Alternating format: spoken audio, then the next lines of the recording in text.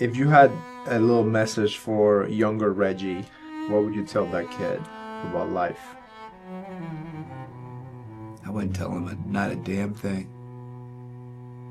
I wouldn't tell him because it would ruin the surprise. You know what I mean? Like, you gotta live this shit. And I think sometimes we can always think back and go in retrospect and, like, think about what we would have done, woulda, shoulda, coulda. And that's cool and dandy. Think about it for a second, but don't stay in those moments. Stay present. Stay where you're at. Like, where are you at right now?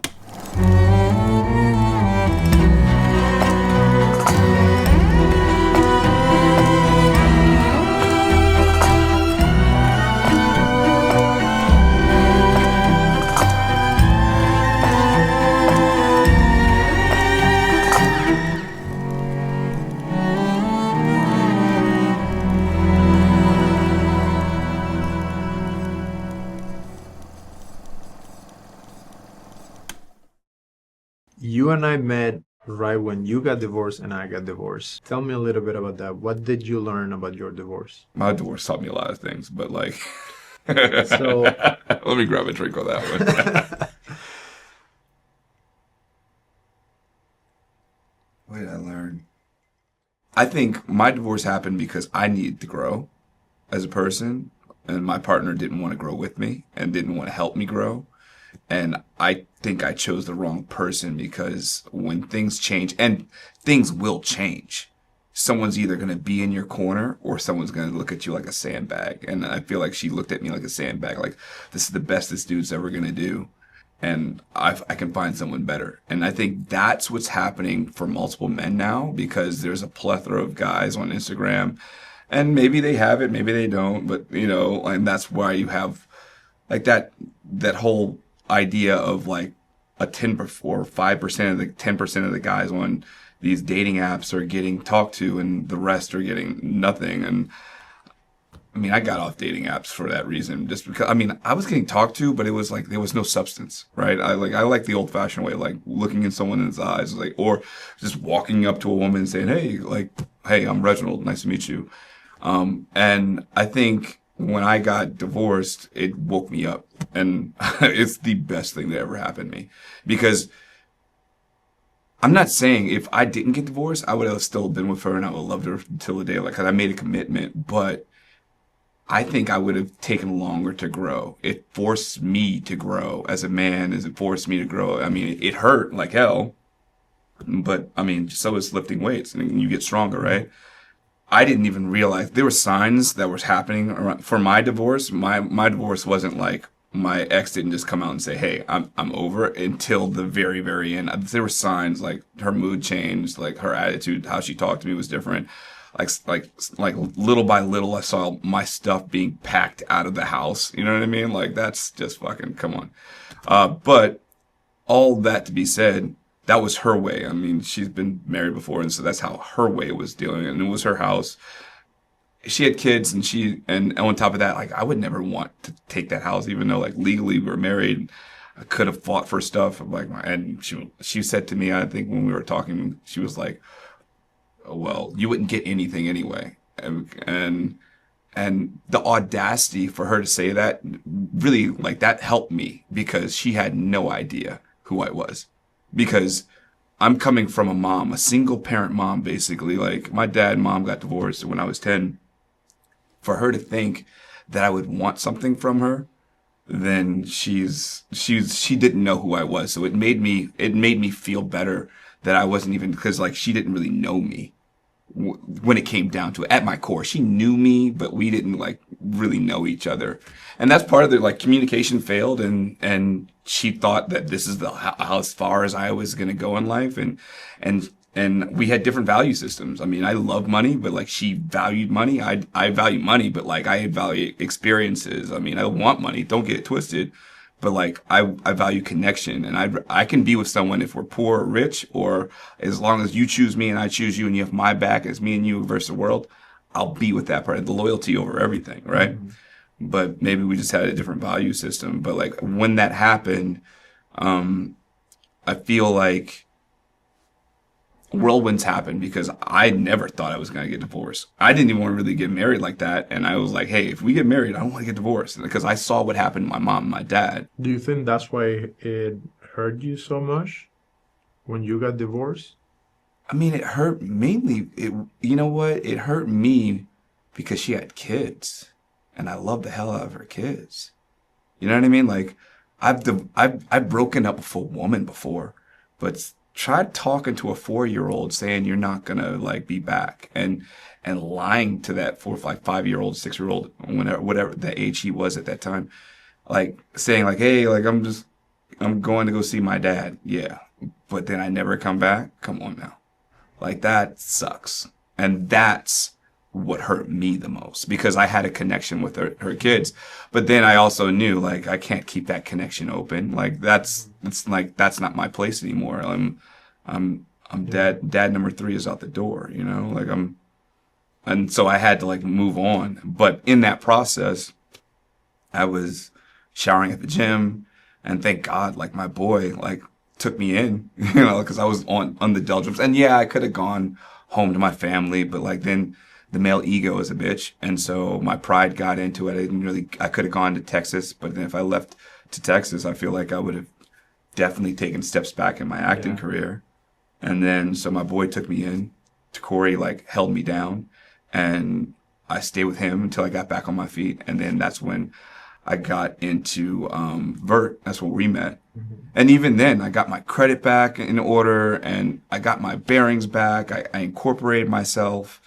I mean, I grew so much because of my broken heart. It was crazy. And I became so self-sufficient. I'm more efficient than I ever was. And it's kind of like, it's a gift and a trade where I still want to be with someone, but like, I don't need anybody anymore. You know what I mean?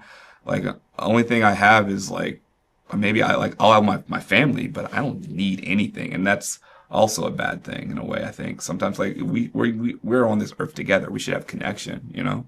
What do you think is a bad thing? I mean, like, to like do everything solo, to like, you know, live solo. Like, I mean, I don't know how I feel about marriage anymore. Like that's a whole nother like discussion. But because I ask you about that, like whenever, because I went through a divorce and then I got married again. And then I'm like, Reggie, sometimes I don't know, like if this is, it's difficult because it's amazing, but it's also, it can be terrible. Yeah. And in my case, when you were telling your story, I was remembering when I got divorced, the hardest part came later when I couldn't be close to the kids anymore. Like the divorce part was bad, but for me, I spent a long time not happy. Yeah. So you had kids, and that's why, like, because I didn't have kids with her, I think my divorce was a little bit different. But still, I mean, they weren't my kids, but but then I talked to my siblings, and I was like, should I still reach out to their kids? And I'm like, no, like, it wasn't my place anymore. You know what I mean? And the thing is like, if they reached out to me, I would definitely hold them down, but it's just not my place. Yeah. And I feel like that would be like me acting like I want to still be with her, and that's definitely not the case. Yeah. Well, in my case, it was my kids. Yeah. And it was very complicated, and it was very painful. So I don't know, like, what could I have done differently? You also had a distance, right? Like, if your kids were living in the same proximity as you, do you think it would have been changed? Because, like, your ex was it wouldn't have hurt me so bad or the kids so bad because I was with them. So, like, the first 9 months, we were close. Like, I saw them every week and, like, we were close. But that was very painful for her because I decided to leave. So I understand that it was very painful for her. The thing is that my biggest fear was by getting a divorce, I'm going to be a bad father. And I didn't want that to happen because the way I grew up, I didn't meet my biological dad until I was like 13. So I didn't want to be that. I had a stepdad who was awesome. So I had an example of how to be a good dad. And I really loved being a dad. But then we got divorced, and then a few months later she decides to leave, and then that's when it became like horrible for me. Yeah, because of the proximity group. That fear of like the action that you're doing now and everything that's happening to you now is exactly the worst case scenario of what you have always Not want to have, and you have put in so much work, and your whole identity is wrapped up around the idea of being a good dad. Yeah. And now you want that, but in my case, I also needed to like have oxygen and like be happy and be a person, because you have to be a person, and then you get to be a dad, then you get to be a husband, a brother. All of that. So did you talk to your kids about this, or like, I know they're young, so they were too little to talk about it. They were too little to understand. So, and did you know what they understood in this situation? Would they understand in this situation? Like when you guys got divorced, how did you guys explain that to them? Did you say, hey, mommy and dad are just living in separate places, or? The thing is that it was more that I'm leaving. That was the problem for me, but I also knew, okay, I'm the one leaving, so like it's up to me. I can come up to them and say, hey, your mom is doing X, Y, and Z, and therefore I'm doing this. Like that doesn't, like I have to own up to my decision. Yeah. So it was more like, oh, I'm going to stay with a friend, and then slowly it's like, oh, I'm going to move away. Like, how did they take it? Well, at that time Alexa was like 3 and Abel was a bit older. So Alexa, I think it was harder for her because she was like not a baby, but she was 3, so she couldn't really understand. So whenever she came to stay with me for the weekend, she would miss her mom. And then whenever she was with her mom during the week, she would miss me. So it was harder on her. Abel understood it a little bit easier. Do you think your ex was giving them a different narrative? That's the other thing. No, they're like, because like, if you guys were on the same, like, did you guys talk, even though we were separating, like, are we on the same page with what we're going to explain to our kids? Because regardless of the divorce, both of them are yours. And so you guys are going to be each other's lives forever. I don't think she was doing a different narrative or trying to do anything like that. It was just the fact that like I'm not there. So like the kids see that I'm not there. Did you have that discussion about like what you guys were going to tell the kids? Yeah, we talked about, never speaking bad about the other person, trying to somewhat like keep it as normal as possible and not get into those topics. But yeah, I remember one time because we were in LA, then they moved to the East Coast, and then one time I went to visit them, like very recently, right after they moved, and Alexa asked me like, why did you leave us? And I had to tell her, well, I didn't leave you. We lived in LA, and your mom decided to leave. Yeah. The thing that was hard for me was I know that I caused her a great deal of pain because I initiated the divorce, but I didn't take away the kids from her. She did that to you. Yeah. And she didn't do it to like inspire. No, it was like, just her. She did it because she needed to move on with her life, and she needed that. So I somewhat understood that because I had to do something similar to have a better life and be happy myself.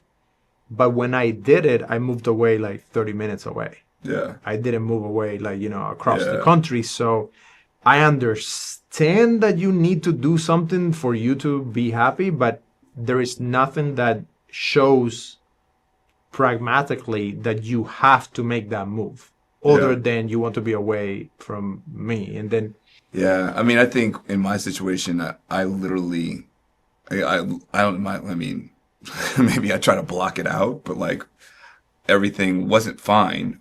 I just thought we were in a rough patch that wasn't ever working. It wasn't working. And then the more or less she was around me. Then one morning I wake up and we stop sleeping together and all that stuff. And then I wake up and then little by little, like all my stuff is like off the shelf in the room and stuff. And it's in boxes and in my, she's like little by little put shit in a corner.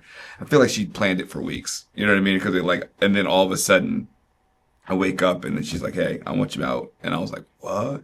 And I think in the old me and more empowered, I'm like, "All right, well, we have to figure something out," but I was just so like shocked by it and hurt a little bit because but like she's gone through 2 divorces before, and maybe that's why, I mean, I should maybe made a better understanding about that. Yeah, but I know it hurt you a lot. Oh yeah, like, it didn't hurt you a little bit. Because I didn't need to get married. I didn't get like my life was great. Like I did not need to get married, and that's kind of like where I'm at now. Where if I meet a woman and she's amazing, I think about that. Would I get married again? Like because like living in Vegas, I've been around women that are like. So tell me about that. Living in Vegas, I've been around women and they're like, dude, you're married, but you don't have your wedding ring on. And just like as much as men are supposed to be cheaters, women are fucking cheaters. You think? No. But dude, not like men, maybe not like men, but like women still fucking cheat. Like I think like it's not like I think women cheat better than men. Let's put it that way. That the ones that do cheat are just really good at it. You know what I mean? And on top of that, I mean I think it's in the men's DNA to like be like hunters and women to be gatherers, if everyone like, you know, whatever. But it just makes you feel like and then I started going down this rabbit hole, like, especially when I started actually getting like, when I got divorced, I was like, I'm done. I just like sit by myself and I need to empower myself. I need to get better. Like, I just did everything. And it wasn't like you know, when you break up with a chick, like, I'm going to go work out and look good and shit. No, it wasn't that, right? No, it was not that, because I remember those times for you, it was very rough. Like, I've seen you in bad spots twice in your life. The first time was the divorce, and then the second one was your accident. Yeah. I think the accident was terrible because it was like physically, and it was like, yeah, like when both legs are broken, you can't walk, and yeah. and all I do is active stuff, and then like both legs were broken, both feet were broken, and so I can't move. Tell me about that. How did that happen? This is our opportunity to like go in on the whole story and get this like. Oh man, it's kind of crazy. I'm super still like hurt by the divorce, but like if I start talking about this like leg breaking stuff, I might fucking cry. It was the day after Thanksgiving in 2022. It's 2025 now, but like 2022, I didn't go home, and my family is really big about Thanksgiving or Christmas. Like I come from a family full of physicians, so if people can get off and they're not like on rounds that weekend or for Thanksgiving and they come, it's a must to be there. But everybody likes either they're with like their spouse's family that year. So I was like, I'll stay in LA. And I stayed in LA, had a great Thanksgiving, but then I was by Vert where we are at. And I don't know, did we have Thanksgiving today? I don't even remember. I don't remember. I went to Henry's house, my boy Henry's house. Had a great old time, but the next morning I woke up and went to go play basketball, and I was just trying to work off the rolls and all the food I ate. Played basketball at LA Fitness at Universal, where I always do, and with all the other actors and all the guys that it gets crazy in there. And then I was like, well, that run's done. I'm gonna go to the one near our house, the LA Fitness near our old place. I'm driving home, and I didn't wear my full gear. I just had I had my helmet on. I had Lululemon pants on. Like, I mean, I had a chest plate on. I had gear, I had gloves on, but I didn't have my forward gear because I'm right around the corner from my house. You know what I mean? And Jesse would be like, yo, you're such a squid. Fucking Jesse. So and I'm not riding fast. I'm doing like 30 miles an hour. So I'm going down Canoga, and then this guy is in the middle of, like, this old man is in the middle with his car. There's 3 lanes down. He's in the middle of the lane. And there's cars behind me, so I'd be trapped. So if he doesn't move, I'll be sandwiched between the cars. I try to, like, get in the middle of the lane and try to stop. And that's when he goes, and I get run over.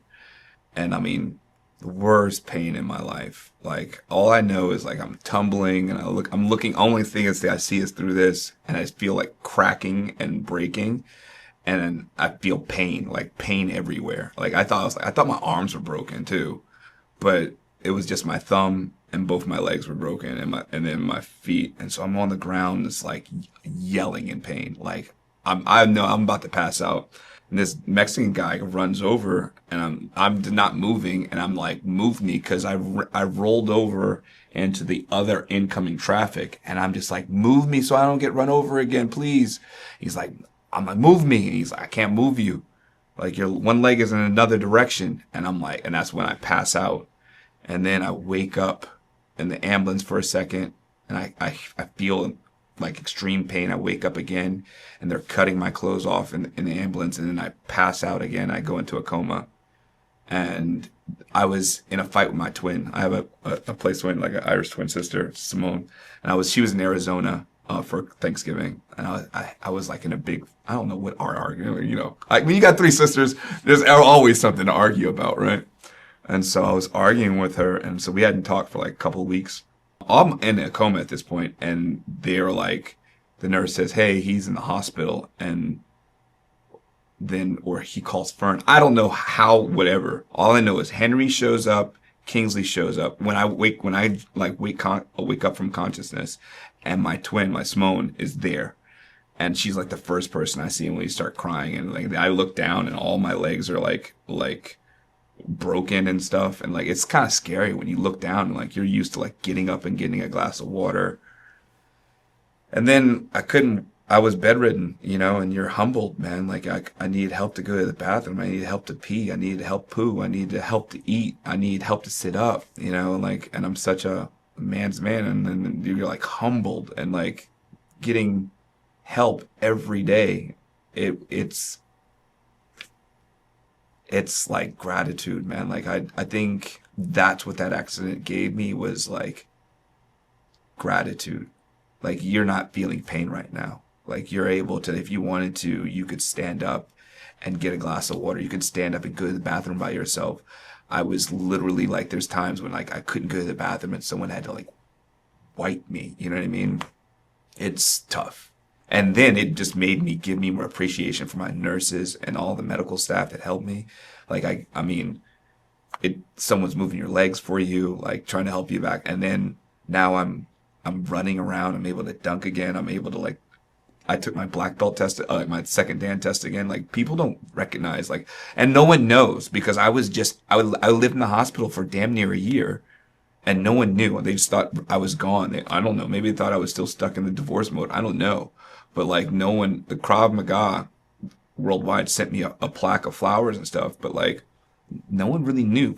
Mm-hmm. And then like, until I show people pictures of me in a wheelchair, and even then, when I'm 6'4", I'm living in a wheelchair for a year after, trying to go in bars with Kingsley and Henry, rolling around. Like, it was humbling. So like, I think there's nothing but gratitude in my heart, and I just try to find positivity in everything I do, because I really know, like, I should not be here. Like, looking to the left and seeing a car coming over top of you, I felt like I shouldn't be here. And then I'm here for a reason. And I think I'm here to like help people. And I think that's what I was built to do, to help, whether I'm helping people teach how to fight or like instruction self-defense. Maybe when I worked for Apple, I was helping them with their technology.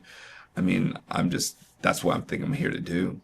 Acting, I'm here to help, to entertain, you know what I mean? I don't know. Like, since I met you, you're a really strong person, and you have made me stronger. And I remember I went to see you at the hospital. Like, I think the first 2 times that I went, you were drugged out, so you don't even remember. You were there? Yeah, I was. But you would wake up and be like, you were in and out of it. So you would say hi and, yeah, I'm good. You were like saying that you were good. Morphine's a hell of a drug. But then you would talk about random, regular stuff. And then, like what? And what did I talk about? About the apartment and like, how are you guys doing? And yeah, it sucks, but we'll just. I wish you would have videotaped this. Did you videotape that? Not then, because I was scared. Like, I was kind of in shock. I told you after, like, months later, I was like, oh, remember that time that I went and we did this and said this, and you have no recollection of it. I mean, I'm telling you, that's why my family was like, get off these opioids as fast as possible. I mean, you need it for pain, but like, once I could get off of it, thank God I got off of it. But I wanted to show you this moment, because when I experienced this moment when you came back from the hospital home, and I want you to see that. Oh shit. Yeah. That's me and my mom.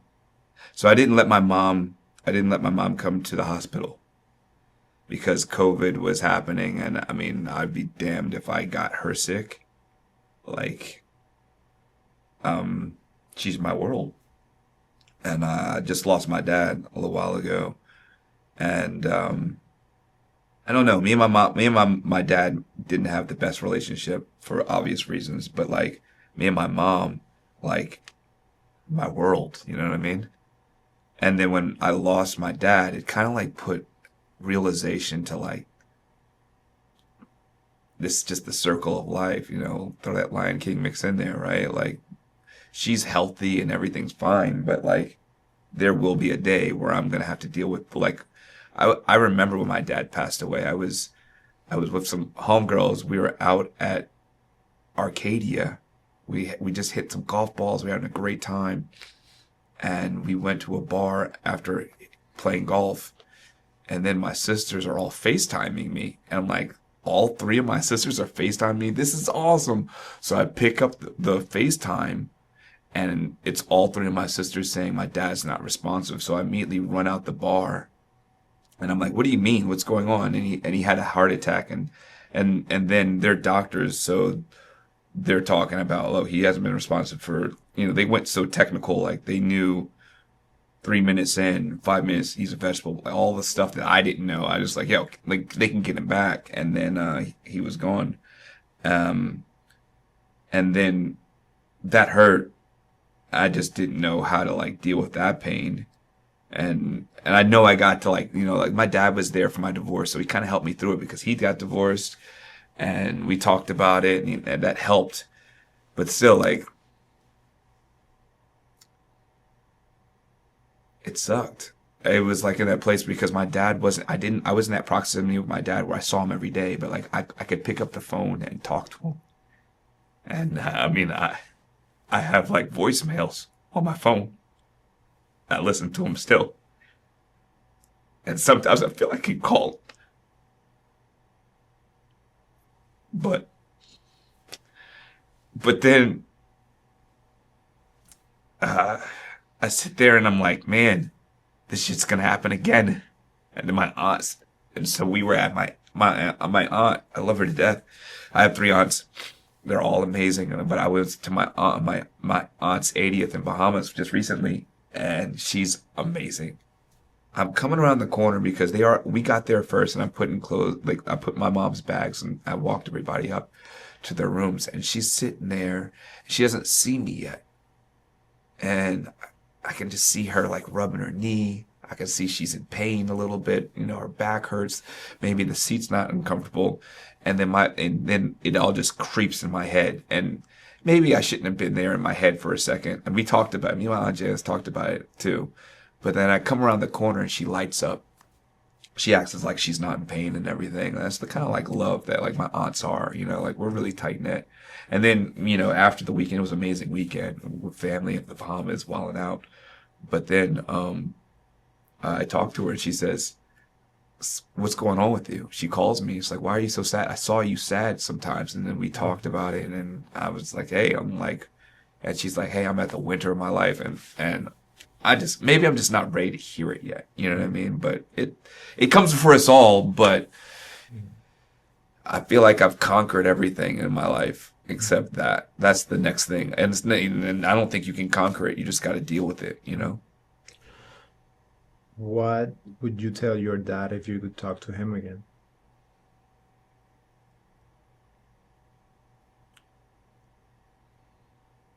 I think, I think my dad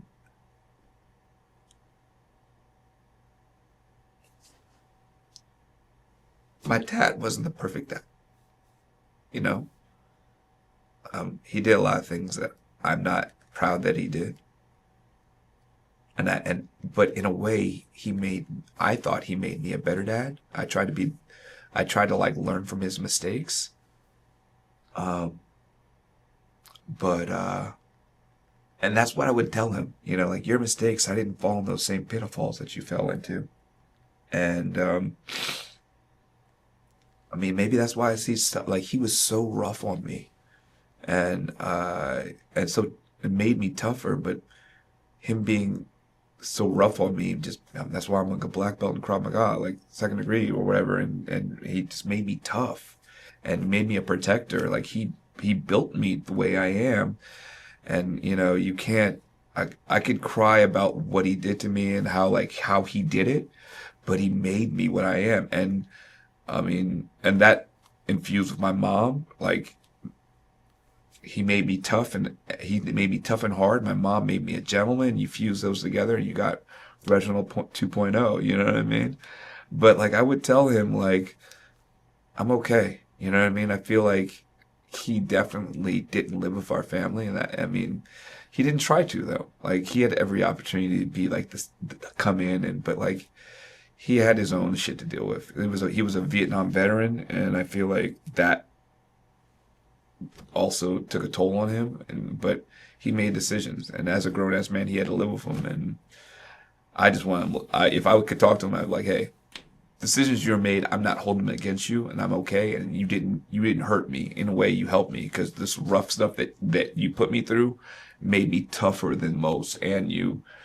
And I won't fall in the same pitfalls that you fall in because I saw what happens when you do. You know what I mean? So I would tell him, But I think that's maybe your hardships helped me. I think that's credit to you though. It's because you could have also gone completely the opposite way and you didn't.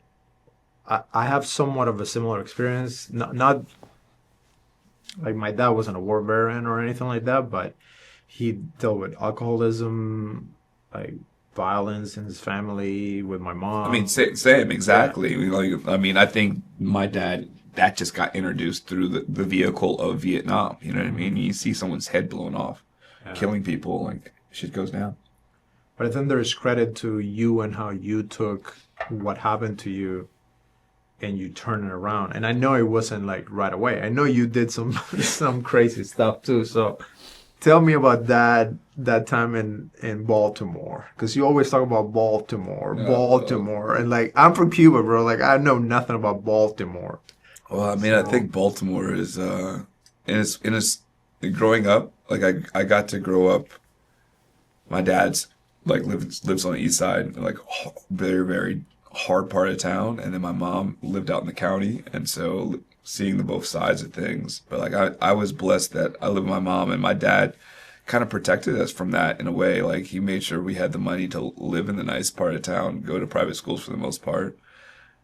But I also like living out there, you get to understand that violence is everywhere, you know, and it can happen anywhere at any time just because you live in a nice neighborhood. And it doesn't mean it's always some hoodlum or some like crazy person doing it. I think that's happening right now. We see that right now in the public eye. Is there any like crazy story that you lived through of things that you went through or that you did or saw? Like hearing and seeing things that, like, especially like my boy Fred, me and we'd like go down to Baltimore and hang, but we both lived in the county. You know, countless stories, but like at the end of the day, it's also it taught us both that I mean, because like he played for Calvert Hall, and they would play down in this place called the Dome, and it's a dangerous place. Like some people would come down there to play and my mom put me to play at Bentlow. It's another place downtown. It's really rough and tough, and I didn't come from there, but like so they look at you funny. I went to a summer camp at Coppin, so like at all those things, you just learn to understand that like maybe you need to just stay in your fucking lane sometimes. You know what I mean? Shut your mouth and just look out for yours. You know, because in Baltimore, my biggest takeaway was like out here in LA, there's like gangs a lot, and I mean I'm sure there's multiple gangs in Baltimore, but in Baltimore, what I've experienced was like anyone can deal with you. It just depends on where you're at. You know, if you're on the wrong side of town, you're on the wrong fucking side of town, and you got to have your head on a swivel at all times and just protect you. And it kind of like put that kind of vibe in me. My dad was from South Side of Chicago, so he already had that mentality, and being from Vietnam, so he already kind of moved like that, and he instilled that in me as well. It doesn't matter, like, I wasn't in a gang, it wasn't like doing anything that crazy, but it was just like, be aware of your surroundings. And that's what that was my biggest takeaway. And then coming here, I came here for acting, and from after that, like, I was at a bar with my buddy that I lived with, and we almost got into a squabble, and we're driving home, and this dude's huge. He's like 6'5", 225, used to play for Howard, really cool cat. And I'm like, dude, like, why'd you just knock that motherfucker out? And he was like, well, I don't really fight that well. I don't really know. I've never been in a fight. And that's a credit to him. You know what I mean? Like, playing D1 ball and you haven't been in a fight, that means you just know how to, like, de-escalate. And I think that's a beautiful thing. So I was like, yo, let's look up some, because I had already done Taekwondo and Aikido. I was like, look up something for the best self-defense system. And that's how we found Krav Maga. We took Krav Maga classes and I fell in love with it. And then it was like my wheelhouse. And then, I mean, it was hard not to say no to that, you know? Yeah. I mean, because you become a weapon. You know, it's cool. Krav is not that well known. I think there's a lot of mystery to it. I remember one time I went to a restaurant, and I go into the restroom, and this guy that was in the restroom, he sees me like washing my hands, and he's like, "Are you a fighter?" And I could tell the guy was from the street, and I'm like, "No, I just like I train a little bit," but he was like, "Are you a UFC?" Like. I'm like, no, I just trained a little bit of Krav Maga. And he was like, oh, shit. And then he left. And it was weird because, I just walked in and I didn't do anything. All I did was, since I started training with you, I picked up the idea of, like, being self-aware. And, like, when you walk in, like, you're analyzing everything. It's like, I'm a nice kid. I never got into, like, big fights. I think I only got into a couple fights when I was in school. I'm not like CJ was crazy. He got into a bunch of fights. Okay. But I need to hear these CJ stories. We should interview his ass. Yeah. But I was like more on the calm side. But after I started training with you, I got a little bit more of that instinct of like looking out for things. But whenever I tell people that I trained some Krav Maga, they don't really know what it is. They don't understand it. So tell me a little bit about it. So Krav Maga is a self-defense system, or it's basically a system, a fight system built for a military system called the IDF that's from Israel. So it's the military system that they teach the military in Israel, because in Israel, women and men have to fight, no matter what size you are. And so they wanted something effective, no matter what size you are, what gender you are, you'd be able to take down an attacker, you know? It's just the most efficient way of hand-to-hand combat. And there are different takes on it, right? So the Navy SEALs have their take. The Russians have their take. And this is just something that's been, like, Israeli, the IDF, it's just been utilized. And I think it's really, really efficient. And the cool thing about it is, I think that the reason why it's so efficient is because there's no ego in it, right? Like, we have a belt system, but, like, the cool thing about Krav Maga is if I tomorrow was like, hey, I'm going to go to my high-ups, the higher belts, and say, hey, I found a better, efficient way to do this move or to effectively accomplish this, I could introduce it to the system, and I personally could help change the system. Once we pressure test it and change, and, you know, like, that's cool. And I know, like, there's other systems that are just like, hey, this is how we do this kata, and it's always going to be this way forever. And we strike multiple places that are vital organs, and because we're not there to, like, play around and look like we just want to fight like Rocky. We are there to, like, get home safe. And so I think that's the difference between most, because we're not a martial art. Everybody thinks that this is a martial art. It has martial art tendencies. We use Muay Thai. We use Taekwondo. We use some kicks from everywhere. We use whatever is going to work efficiently. And I think that's when people do know what it is, they're like, oh shit. But, like, if they don't know, they don't know, and, like, hopefully you don't have to show them. But yeah. You know, but realistically, like, most people, and I tell my students all the time, like, you want to de-escalate all the time. You know what I mean? I was talking to one of my close friends the other day, and he asked me a story about because I hang out with these guys. I randomly met these guys at this club in Hollywood. They guard like an artist. Oh, so like I don't know if I can say the artist, but like a very, very like influential like artist.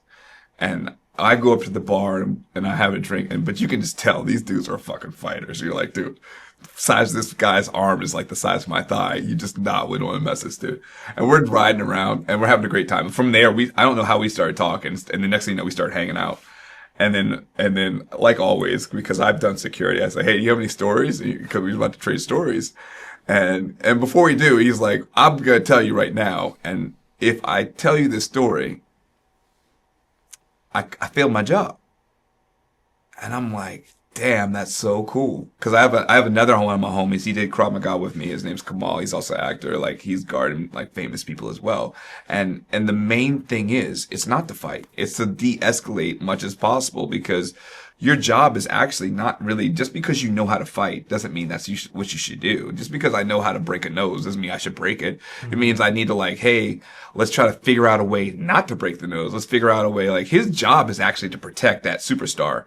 So to protect the superstar, would it be better for him to like shove people out the way and punch people? No, it'd be like, hey, he'll sign an autograph in a second. Let's move this way. And that was the coolest thing I've ever heard from this dude. I don't even know if he realized it resonated with me. He said, if I have to put hands on you, I'm going to tell you these stories, but if I have to put hands on somebody, I failed my job for the most part. That's what he said. I was like, that's really freaking deacon cool. Because you're right. Because sometimes there's just assholes that need to get put to sleep. But like, you know, sometimes some people just need their nose broke. But like, for the most part, like, you know, try to de-escalate. If you ever had to get into a fight, what would you tell like the kid that is 19, 22 and they need to know if something goes down, they need to know how to act? What would you recommend people to like get comfortable with? I will tell you this, like all the guys that I know that really know how to fight, they're cool as a fan.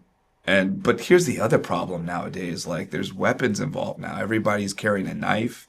Everyone can possibly, now CCWs are out left and right. Everybody can carry a gun.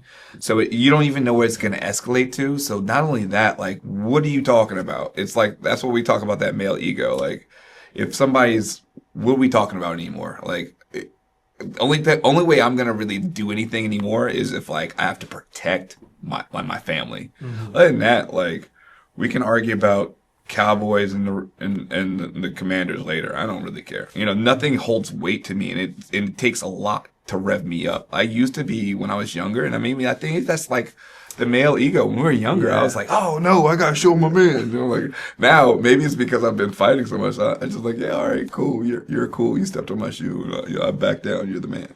But you know, they don't know what I do. You know what I mean? And I don't. And on real talk, I don't know what they do. I don't know who they, and you don't know how many people they have with you. You don't know how many people, like, you just don't know. And all these variables, I just don't care about anymore. There's nothing that moves me unless I have to protect someone. I'm just like, all right, cool. You get to that point because you have done a lot to train yourself. So you know that if something happens, you're not that concerned. So your level of like risk is very low, because you know how to handle yourself. You have fought other black belts. So, I mean, you can take a punch. Like, you're also 6'4". So, it's very different. Like, you live in a very specific world that is not the average man. I think if the average man wanted, like, because this happens. I was at a bar, and I'll tell this story because I was at a bar with a couple of like friends of mine, and we just finished working out at Krav, and we just went to go have a drink, and we're sitting down and talking about, and I get this question asked a lot, is like, should my kid take Krav Maga, or should I put him in something else? And I'll answer that question real quick. Until your kid understands what's happening in the world, like, give it some space sometimes, right? Like, why do you want your kid to know about abduction techniques at 4? You know what I mean? I don't know. But like, I don't know. I mean, there's also reasons to have that, right? Like, we do more of our Krav Maga kid stuff. Like there's other things, anti-bullying and also strength training for push-ups and stuff. Like there's things, but like you can have them in our BJJ classes or something like that, right? So I dig that. So we were having that conversation, me and my two friends, and then all of a sudden this dude just ear hustles and wants to hop in our conversation, and he's like, "Yeah, well, I'm the white Mike Tyson," and he just, I'm sitting down, and this dude's like over my shoulder, and then he starts like saying like crazy stuff to my boy. He's like, "Oh, what kind of Asian are you? Are you a samurai?" And then he's like, and then he talks to my homegirl, and he's like, "You got a fat ass," and we're all like, "Jesus Christ!" He's like, "Is this your girl?" And we're all like, "Oh, she's married. Ease back. Like, her husband's not here. Calm down." And it gets kind of crazy. And then I'm sitting there and I'm thinking, man, am I going to have to fuck this dude up? He's getting really aggressive for no reason. And there's like, and I know he's had a couple, and we've all been drinking, but I can tell he's had more than us. And then my boy Quinn, he's just like looking around. He's like, all right, this shit might go down, so I'm going to have Reg's back. And that's why I looked at Quinn, look around, I was like, that's my dude right there. Anytime I'll always hang out with him, right? Because he just like started surveying in the room like what I would do. And because he was talking to me. And then he's like, yeah, well, I'm going to take Krav classes and learn how to fight. I was like, will you teach me how to fight? Well, my last martial art teacher hurt me. And if you hurt me, I'll fuck that teacher up. And I was like, whoa, super aggressive. So it just automatically let me know he had other issues but it was just coming out through the alcohol, like a drunk man's words or a sober man's thoughts, right? And so he's like, get up and show me some Krav Maga. Because I have my Krav Maga shirt on. We literally just come from the gym. We're just like sweaty and just like having like a beer before we go home. And then I'm like, nah, man, like if you want to come learn, come to the dojo. That's how we learn. I don't show stuff at the bar, and I know the old Reg would have like, unless I need to show you, I wasn't gonna say stuff like that. So I was like, no, let's come to the dojo. It's open any day, and then I'll sign you up. You have some fun. And then he just kept persisting, and then finally I stood up, and then he's like 5'1" or 5'2", and then he was like, oh shit. And then I was like, come here, because he was all upset about his instructor hitting him, and I just gave that dude a fucking hug. I didn't know if it was going to go over well or not, but this dude started crying in my arms. And it was just because, like, I don't know what was going on in his world, but, like, sometimes you just don't know what people are going through. And he was just putting on this Macho Man Randy Savage, like, attitude, and he just needed a fucking hug. And I feel like if I didn't know Krav and I didn't think that I could take care of myself, I would have never done that. And then I hugged him, and I was like, man, and I whispered in his ear, I'm like, I'm sorry your instructor hit you and put you down like that. But like at our establishment, we don't teach like that. So if you come, people won't hurt you like that. I'm sorry you had that experience. And then that's why he started breaking down. And then he was like, yo, can I get your number so we can talk more? And I was like, no. But, no. You said no? I didn't say no like that, but I was just like, just take my Instagram, dog. It was like, it's a personal phone number. That's hilarious. But it just shows you what I was going to lead into. It's like, I feel like what's going on in the world, like the male ego, like we don't have conversations like this. And I feel like me and you from Vert, maybe it's because you're a director and I'm an actor, like we are able to have conversations because I'm supposed to be a blank canvas for you to paint, and so we should have these open conversations about the scene that we're going to work on or whatever. And I feel like me being able to fight so much, I'm not worried about what people think. If like, oh, you think I'm soft, all right, cool, I guess I'm soft to you, you know what I mean? I don't know. Yeah, I think you can only have that level of completeness as a man later in your life. And also you have to go through certain things that define you in a specific way. And also you and I, we're not normal. We're not the average. So for us, it's almost like normal, but it's not. Most people are not like us. I mean, I try to ask people. I mean, so all I want is information. So I was like hanging out with my buddy the other day, Jesse's buddy, like Luke. I was asking him because I've never seen this dude lose his cool. Luke, is that the lawyer? Yeah. And so I asked him, I'm like, so like even when deals don't go out or something happens, he's like, I don't really get like that until I have to unless I have to protect my loved ones, my family. I'm like, dude, that is cool. Because even like something goes wrong, and I think that's the level of control that we should all aspire to have. Like, whether you're a woman or a man, like, to know, and that's what I found that after my accident, where I like, in the grand scheme of things, I'll be okay. I can still reach and grab this cup and have a sip. You know what I mean? I can definitely attest to that because I remember you used to get pissed a whole lot faster, a whole lot bigger. Really? Before, yeah.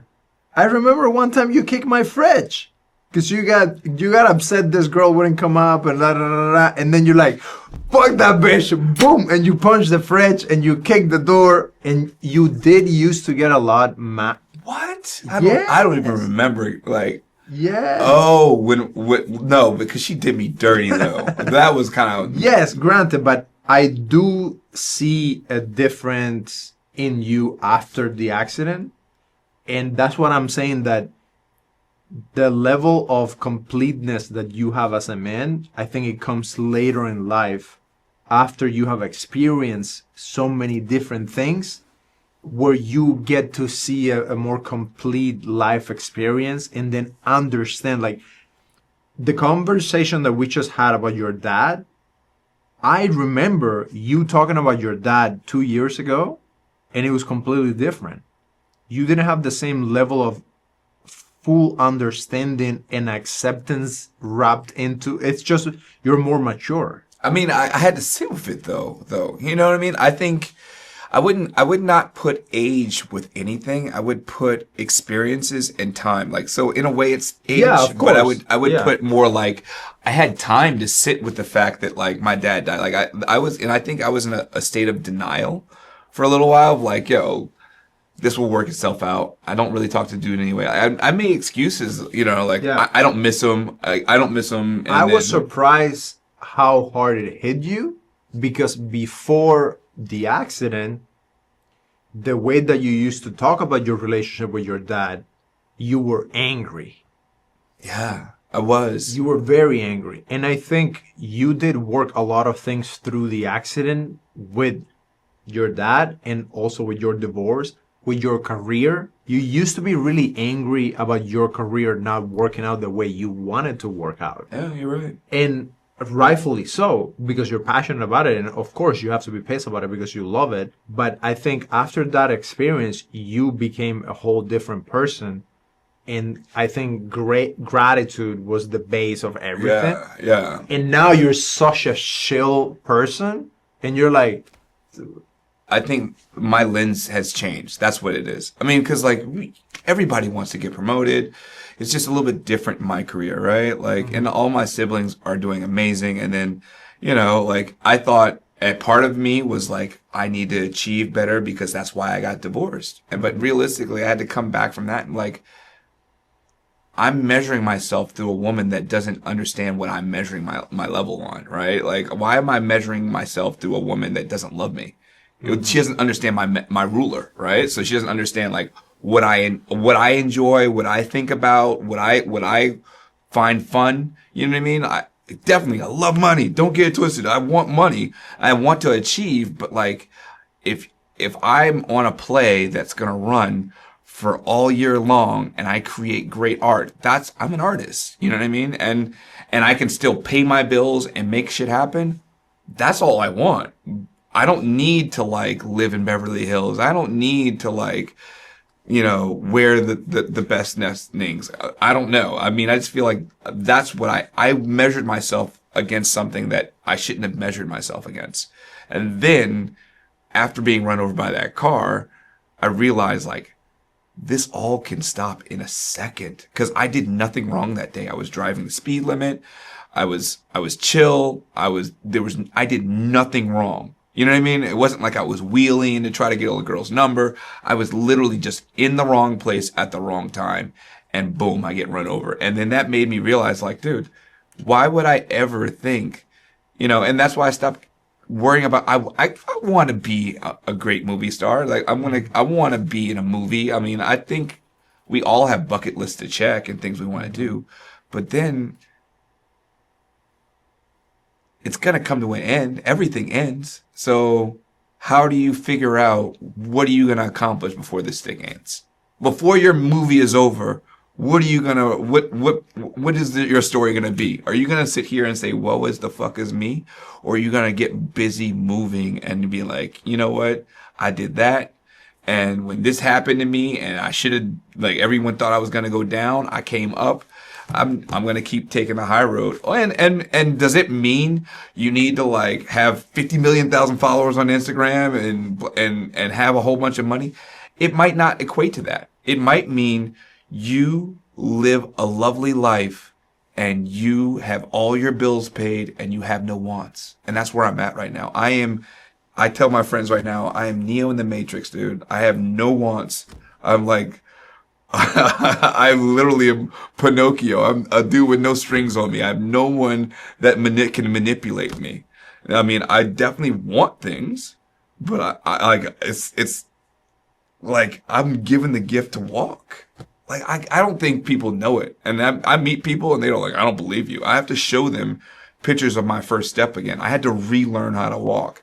And when you have to relearn how to walk, anything is like possible. And like, it's like the gratitude level is off the charts. And that's why I feel like, hey, well, I want to get in the mood. And I just think positive because every night I went to sleep, I would say, I'm getting better. I'm getting better.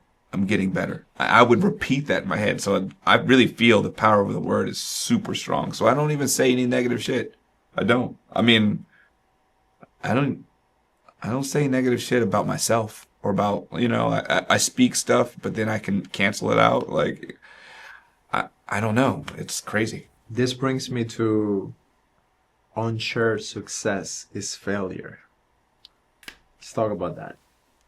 All right. My boy Jesse told me that quote and it stuck.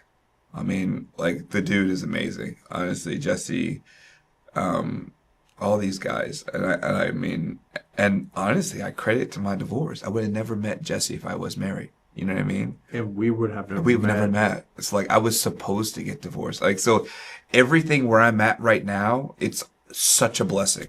You know what I mean? Like, I mean, I hope my ex is doing fine. I don't wish any ill will. There is no harboring, but like, stop it. But like, I mean, it hurt in that moment. But I like, my saying is two things. Unshared success is failure. And then you're right where you're supposed to be. And as much as I was upset about the divorce, it put me in a place to be where I'm at now.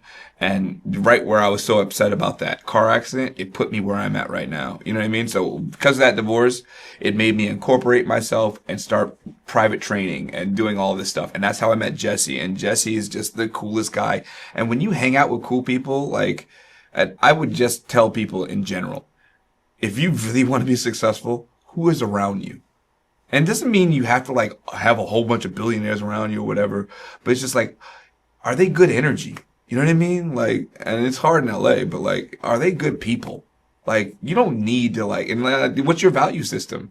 Do you need a house in the hills? Do you need all this stuff? Or do you just want someone that has your back when you say it? You know what I mean? Because at the end of the day, all of that is BS. It is. It's all relative, right? Like, to me, the only thing that really matters in life is your relationships. If you're here and you're in a big, beautiful house and you don't have good people around you, you're alone. You and I, we have been in studio apartments, 1-bedroom apartments, 2-bedroom apartments. I've seen you and we've been on up and down. Up and down. We're like, hey, no money. Reggie, I need money to pay for this hotel. Reggie, I need money for rent.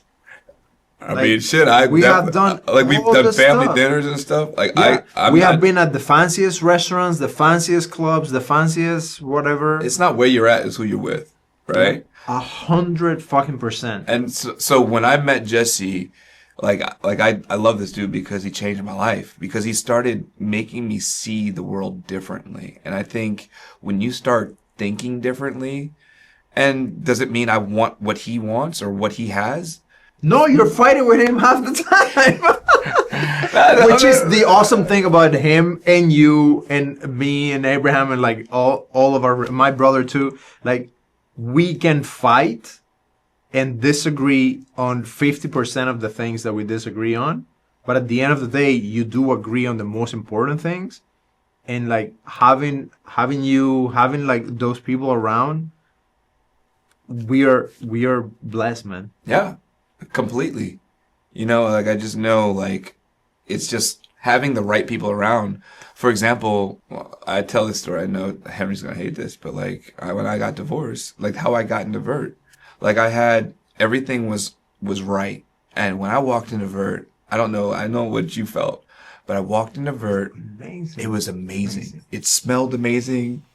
Like they were like telling me, "Hey, every morning there's fresh brewed coffee, and there's a little like girl like, down. There's a what the girl. hell? There's You a had girl down. barista. Yeah, the cute with, little like, barista, like making shit. And then and that's how I met you, because we were Yeah. all down here getting coffee before we went to work.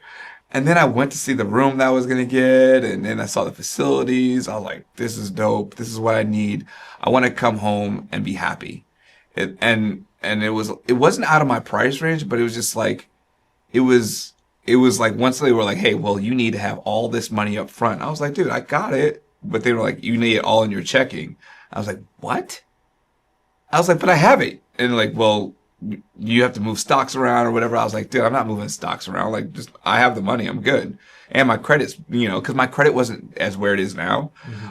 But like I was getting it back. And so they were like, "Hey, maybe you can ask your family for A cosigner. a cosigner." And I could have went to my sisters and my mom, and I was about to, and that's what I was dismayed about, because like I didn't go out to Texas after the divorce. I didn't want to turn to my family. You know what I mean? Like I already been punched in the ball. And that's the other thing. My sisters protected me more than I ever could. Like they protected me mentally. You know what I mean? Like they were like, "Nah, Reg, you got this. Get your ass up. Do this. Like she's not worth it," or blah, blah. Whatever they told me like, "You are a fucking Stalling. Get your ass up. Do this shit." And they got me in motion, but I didn't feel like I needed to go back and get money from them, so to speak. So I'm about to make the phone call to talk to my mom to get a cosigner, but like I talk to Henry every day. And this dude literally is like, dude, he nails, because I talk to Kingsley and Henry damn near every day. And I just happened to talk to Henry that moment. And he's like, "Dude, what's going on? You sound down." And I was like, "I found this amazing spot. I love it. But like now they're telling me I need a cosigner, but I have all the money." And I like, "Well, I don't get it." And he's like, "Yeah, I'll cosign for you." And then like, I was like, "What?" And number one, I didn't know Henry had it like that, but like, I was like, "What? You're going to do that for me?" And I mean, I literally started like fucking crying on the phone, because I was just like, I never thought I have boys back in Baltimore that I know love me, but this also, like, they're so far away and I don't want to ask that of them, and they got families and kids. I know they would, but like, like that's not what, I don't need that. I don't want that from them. But for him to casually like help me out like that, I was like, dude, this dude loves me like a brother. And I was like so taken aback, and he co-signed for me, and that's how I got back on my feet. And like Kingsley was the same way. He was like, "Dude, you could live with me." I was like, it was like mind blowing. And sometimes that was my other part of my divorce, is like sometimes you gotta learn how to take gifts, because I'm such a giver. I didn't know how to receive. Yeah. And I didn't know how to like be like, "Hey, I don't have it all the time. I don't, and you won't. Not everybody has it, unless you're like super duper." And even if you're super duper fucking rich, it's not about having the money. It's sometimes about being there emotionally. You know what I mean? And so, long story short, like, got on my feet, and then I'm killing the game now. I feel really good. Now I'm like, I told you, I'm like Pinocchio. I'm like traveling around. I'm living my best life. Yeah. I think for men, learning that there's a brotherhood element to your life, I think we're just made like that, because we get into a different society and we live differently. We think that we have to be like the one guy, but the reality is, for us as people, we are meant to be in groups. In a way, I think so. We are meant to be like a complement to each other's skills, a complement to each other, I like agree with that. strength and weaknesses. I think women do it easily, right? I mean, even though like women will walk into a room and like, "Oh, I don't But know it's about those tricky. shoes." Women are like, I was talking to my wife about this yesterday, I think, because women need to compete, because they need to be the highest one, so then they can get the best man, right? But man, if I see a guy that is at my level or above, I don't need to like fight him as much as I need to make alliances. So then we can go and do stuff together. But I think people don't realize that until they have the experiences to understand, because it's a double-edged sword. You also get fucked by dudes that are not legit. And that has happened to me as well, like, which sucks. What do you mean by that? I don't understand. You see someone, he's sharp, he's good, you can do business together, you can do projects together, you can do things together. You go all in, and then they fuck you. And so they don't show up, and they're not a good business partner. Like, and it has happened to me. Projects, I went in on this film, like, we work on the pitch, I put on my reputation, like, because of me, we get the project, and then he brought the project on, and we were, like, part executive producers, and then he ends up taking the project, and he, like, ghosted me, and then I get fucked.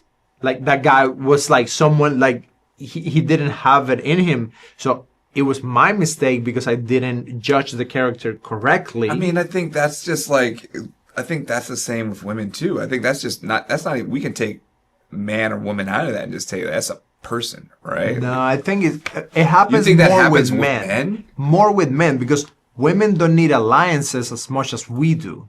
Why? Because they need to be beautiful and be as good as they can be so they can get the husband and then they're good. Well, So, I mean, that's changing now though, right? Because there's some women that are like, I don't need a man. yeah, that's changing, but they're trying to change that narrative, but the reality of the world is, at the end of the day, like, your biology, you can really fight that. So as much as it's changing on social media and the movies and blah, blah, blah, when think about all the women that you know in your life at large, how many of them are creating empires and like building companies and like doing all that hard work? My family's full of boss ass women. Yes, but that's not the average. Like, Okay. you having your sisters. No, but like, running I the guess business and all that. my question for you is like, you think in a general sense, women don't have that ability to like coexist with other women? Coexist, yes. Form alliances to go and accomplish things, that's more of a man thing. Because they don't need to go and conquer the world. They need to go and conquer the husband. For the most part, there is extremes at both ends. There are dudes that don't want to do anything with their life, and they don't do anything. They just, yeah. But for the most part, dudes, we need to have a goal. You need a team. You need to attack. You need a tribe. You need to go do shit. And, I mean, just look at history. Wars and fighting and, like, companies, takeovers. Like, how many women were there, like, having all of those fights and struggling with all of that? Some women might want to go for that, but that's the very extreme. So we're talking, like, more general. When you think about men, we do need the alliances to go and create something. Like, companies have hundreds and thousands of employees. It's not just like one guy. Yeah. But then a family, like, with an exceptional wife, she's the wife, and like, she can do that whole thing mostly by herself. They do have like their connections, and they have like their friendship, and they operate at a different level. But the power of the brotherhood that we experience is very different from just the live experience of a woman. I mean, I think maybe I'm a little biased because I come from a female-dominated family, so I've seen how women can connect. Mm-hmm. I mean, but I think you're right in one respect with men. I think men need to do it more because I feel like women do it kind of seamlessly. Because you've seen it. You see it time and time again. You see women walk in like, girl, those shoes look good. You know what I mean? Like, that happens all the time, right? Yeah. Like, how often do you see another man like, hey man, you killing the game, dog? Like, yeah. And it's not like a homosexual comment. It's just like, yo, I see you, dog. You looking sharp. Yeah. Do your thing. You know what I mean? But not a lot of dudes have I do that shit, but like not a lot of dudes maybe not stable enough to give a compliment. I just like giving compliments because I know what it feels like when I get one. You know what I mean? And I'm not talking about just a past assault compliment. I'm talking about like, I see you. I see what you're trying to do. I see it. And my brother-in-law does that really well. That dude, my Damon, this dude will like see you and you're like, ha ha. He has this laugh, dude. He literally will like see someone and be like, yeah, dog, you killed it. You know, like, yeah, I love that about him. Yeah. But I feel like that's what men need to do more. But I also know there's a competition for us. And I think there's a couple levels, like the level you talked about earlier. Some men need growth, and even though they're old, I feel like they haven't grown mentally because they haven't had time. They've just been going through the motions of life. You might have kids and you just, you did what you were supposed to do, but you haven't mentally grown. You haven't spent time with yourself. Like, what do you like? What upsets you, and why does it upset you? Does it still need to upset you? And that's what changed in me.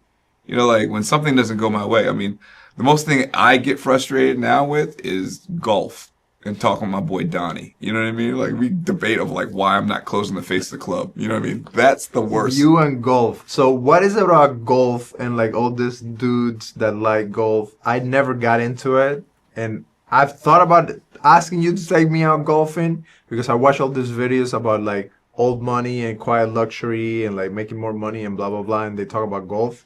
Well, I started at COVID, right? So how I got started with golf, my journey was number one, like I could have started a lot earlier because you had to go through a golf course to get to my house, my mom's house. I just thought it was just like an old rich white man sport. You know what I mean? Like what fun can this shit be? You're out there for 4 hours. Like I'd rather go play basketball.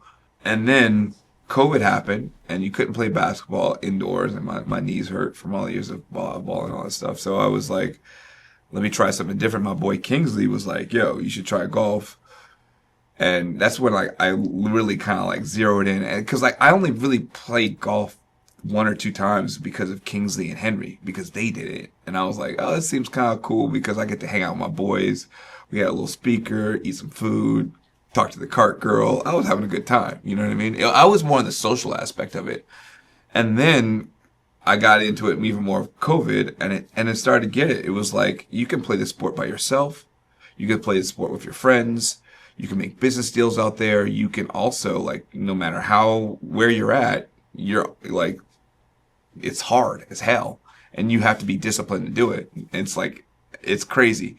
And then I got in my accident. So then I stopped playing for 2 years because I couldn't move my legs and whatever. Me coming back walking and running again, I can't run. I can play ball now, but like I was like, I can't really play ball. So what else can I do that has minimal movement? I can still twist my knees and stuff. So let me try golfing again. And it also gave me a way to get healthier again. And then I just fell in love with it. And then watching all these golf videos. And now I'm like in the middle of the night. Yeah, you're even calling me like, I want to start this golf YouTube channel, and I'm like, yeah, exactly. I was like, dude, I was like, if I wish, because all I'm doing in the middle of the night, I'm not watching porn. I'm watching YouTube videos of fucking golf, how to swing the club better and shit like that. I'm watching that dude from Ireland, and Rick or whatever his name is. He has so many followers. I'm like, dude, I need to step my game up. Anyway, but like, it's so much fun, and then it's like it's therapeutic because it's like life. You will have a bad shot. Nothing's always going to go your way. I think like Samuel Jackson said it, like your job is to hit the ball in the hole. When you hit it, did it go exactly where you wanted to go? No. You have to like deal with that little miss. And even if it's like, and like some people get happy because it's not exactly where it went because it didn't go in the hole, but they're still happy about it. And then you have to deal with like the happiness and sadness, even if it shanks right. And it's just kind of like life. You like gratitude and just keep it moving forward. And then now I'm with this dude, Donnie, and I met so many great people from golf. Like literally one of my buddies, his name's Ernie. I literally got in the accident. I knew him 3 weeks before the accident because we played at DeBell. And he heard from the nurse because I didn't talk to him because I was unconscious, if you remember. And this dude showed up at the hospital. I played with this guy 3 weeks before and we became friends from golf because we were sitting there for 4 hours to get to talk.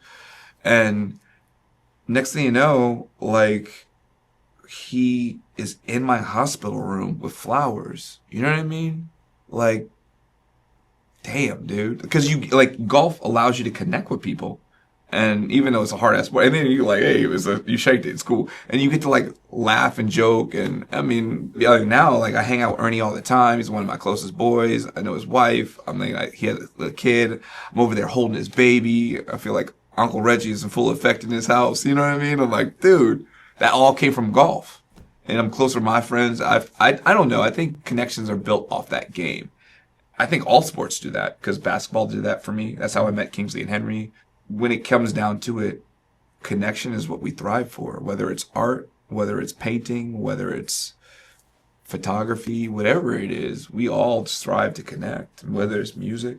And I think whether it's culture, whether it's speaking Spanish, which I'm trying to learn how to do. Yeah. I'm trying. Did you see me trying to work with my Spanish with your wife? I'm like, yeah. I saw you. Gracias. So, Resh, if you had a little message for younger Reggie when you were 20, 21, what would you tell that kid about life? I wouldn't tell him not a damn thing. I wouldn't tell him because it would ruin the surprise. You know what I mean? Like, you gotta live this shit. And I think sometimes we can always think back and go in retrospect and like, think about what we would have done, woulda, shoulda, coulda. And that's cool and dandy. Think about it for a second, but don't stay in those moments. If I would tell, and this is not for me, my old self, this is for me right now. Stay present. Stay where you're at. Like, where are you at right now? Like another one of my favorite quotes is from Tom Cruise movie, Vanilla Sky. In every breath, you can change it all around, right? So if you're down a path that you don't like right now, you're not in a job that you like, and you're in something it's not exactly what you want to do, change it. Like, in every breath, you can change it around. And I feel like that's kind of what I honed in on my accident. That's kind of like how I I didn't think I was going to be able to test again for another black belt degree. And I did it. And I feel like our world is kind of built on a lot of things that are complacent right now. People are just handing out complacency trophies or just like, yo, you passed. You experienced this. Good job. Fuck that noise. We should go back to the old ways a little bit and be like, yo, it's hard. And it's okay that you didn't pass. Fail and fail again until you pass. I didn't say give up. I just said you shouldn't be handed something.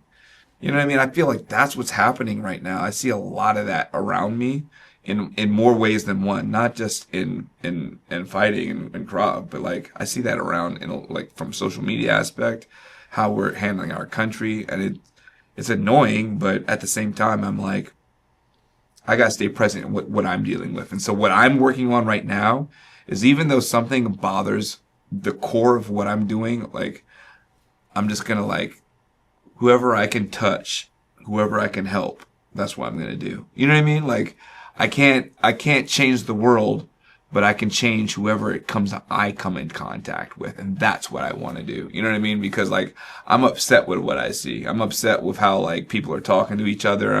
And sometimes I don't even want to comment on some of the stuff I see on social media, but all I can do is, did you see that video? Well, that's not going to be me today. In my head, I'm going to treat someone different so that doesn't happen for me. And that maybe and that's why I give people compliments. You know what I mean? Like that's why I'm still, I think that's where I'm at and what I'm doing, because I feel like you want to be the change the world can be, but I think we're losing that, and that people are just so, I don't know, man. That's a heavy question, but like I said, I can't change the world, but I can change my current, I can always keep my environment where it's at. You know what I mean? So if someone steps on my shoe, when we go out and have dinner after this and then go somewhere and someone wants to fight, I can try to change that environment and not fight and choose things for the good. You know what I mean? I think that's all I can do, and just try to keep doing that, and hopefully people will start waking up. You know what I mean? I don't know. That's awesome, dude. That's it. That's the show. Son of a bitch. Son of a bitch. Awesome. Guys, if you like that episode, send it to a friend. I really appreciate your time, and I believe that you're going to do amazing things. So thank you for spending some time with us.